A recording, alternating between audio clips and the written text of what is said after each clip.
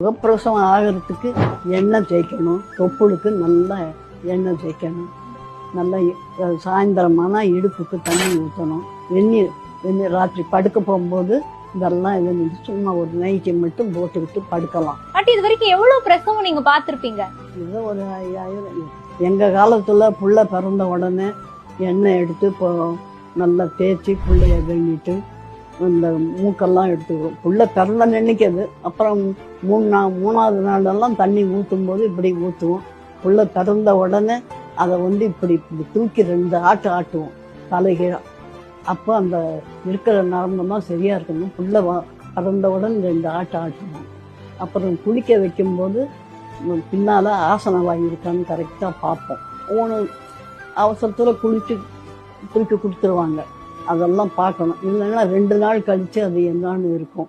அதெல்லாம் பார்த்துக்குவேன். அப்போவே கண் இருக்கா, மூக்கு இருக்கா, என்னென்ன குறை இருக்குன்னு அதிலே குளிக்கும் போதே எல்லாம் பார்த்துக்குவோம். காலம்புரை எந்திரிச்சு ஏதோ வேலை பார்க்கணும். ஒரு 8 மணிக்கு எந்திரிச்சாலும் கூட ஏதோ குமிஞ்சு நின்று வேலை பார்க்கணும். ஐயோ எனக்கு இடுப்பு வலிக்குது, எனக்கு கை வலிக்குது என்னெல்லாம் சொல்லுவாங்க. அதெல்லாம் தவிர்த்துட்டு கொஞ்சம் வேலை பார்த்தாக்கா 5 மாதத்துலேருந்தே ஆரம்பிக்கலாம். 4 மாதமெல்லாம் இதாகாது. 5 மாதத்துக்கு மேலே என்ன வேணாலும் பண்ணலாம். இந்த 7ஆம் மாதத்துல இருந்து நம்ம கொஞ்சம் வெயிட்டெல்லாம் தூக்கக்கூடாது, எங்கே வலிக்கு விழுந்துருமோன்னா இல்லாமல் இருக்கணும். ஆனால் புருஷன் பொண்டாட்டி அந்நியமாக இருக்கணும். ஒரு 9 மாதம் வரைக்கும் நிறைய எக்ஸசைஸ் எல்லாம் பண்ணணும் அப்படிங்கிறாங்களே, அதெல்லாம் பண்ணணுமா? பண்ணலாம், எந்திரிச்சு பண்ணலாம். சைக்கிள் ஓட்டுங்க, சைக்கிள் மாதிரி இருக்கு, சைக்கிள் ஓட்டுங்க. இந்த கைக்கு இதுவாக இருக்கும். சும்மா இப்படியே கையை வச்சுட்டு படுத்துக்கிட்டே எல்லாம் இருக்கக்கூடாது. நம்மளால முடிஞ்ச வரைக்கும் கொஞ்சம் நேரம் நடக்கணும்.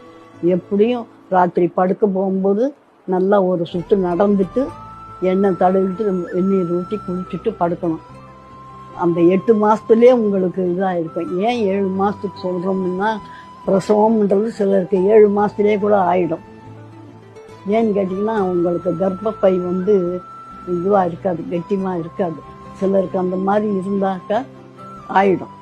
ஒவ்வொருத்தருக்கும் அந்த 9 மாதம் கழித்து ஒரு 5 நாளில் பிறந்துடும். 10 முடியாது, 9 கரெக்டாக ஆகி எண்ணிக்கிட்டே இருக்கலாம்.